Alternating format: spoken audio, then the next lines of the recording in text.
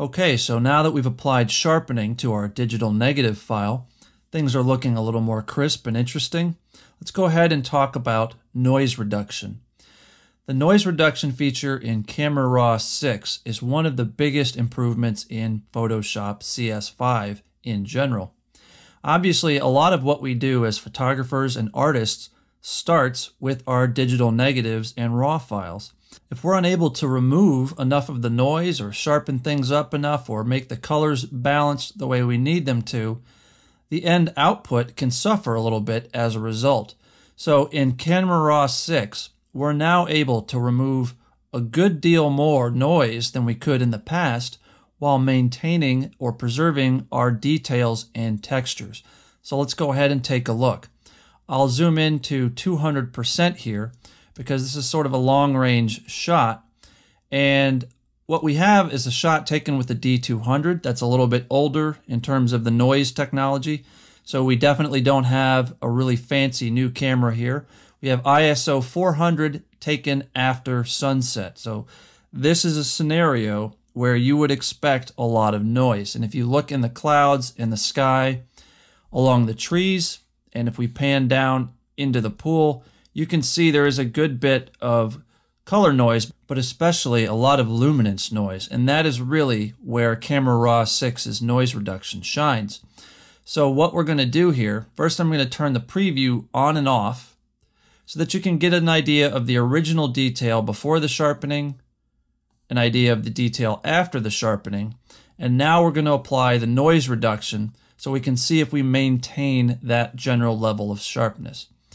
So what I like to do is move the sliders out in all of these cases, and I like to move them out and back and forth a little until I get a result that sort of hits the sweet spot. So in this case, I'm trying to get rid of the noise in the sky and the clouds, and already at a value of say 35, 37, we already have eliminated virtually all of the noise in the sky.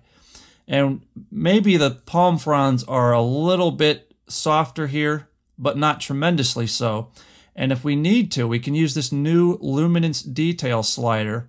We can bump that out to 60 or 70, whatever you need to sort of bring back some of the detail in the textured areas.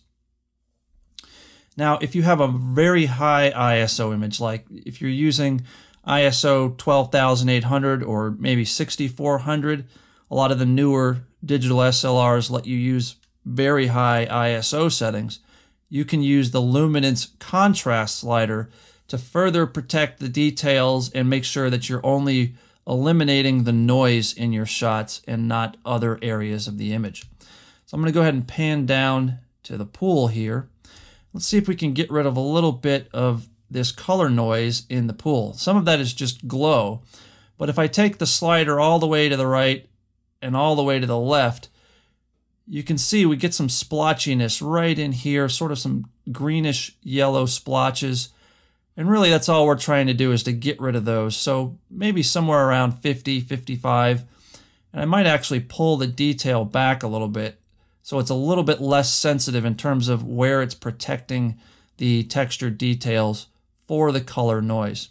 Now if I zoom back out here to 100%, and turn the noise reduction on and off via the preview, you can see we've removed quite a bit of noise from the pool, and again, virtually all of the noise from the sky. And at this distance, we have still maintained good detail here in the palm fronds. And in fact, when we print this out, it would be probably something more approximate to 50% when we're looking at all these palm fronds in relative terms. So you can see how powerful the noise reduction in ACR6 is. And maybe the best part is that you can go back and look at some of the old compositions that you've got in your archives. Maybe you've got some shots you really love from your old digital camera or camera phone, but they were just too noisy to salvage. Well, if you bring them into ACR6, you may find that you can give those files new life by using the new noise reduction tools.